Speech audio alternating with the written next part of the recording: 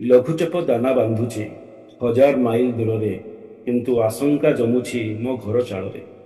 ତୁମ ଘର ଛାତରେ ଯେବେ ଯେବେ ଉଡ଼ୁଥାଏ ତୁମ ଚୁନୁରି, ମୋ ଭିତରେ ଉଠୁଥାଏ ଛୋଟ ଛୋଟ ଲହରୀ।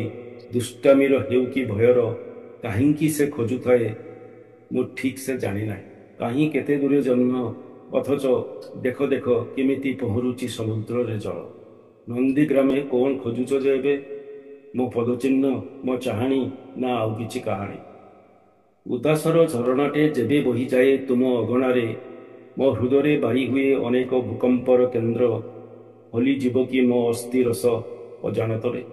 ଏମିତି ହୁଏ, ଏମିତି ବି ହୁଏ।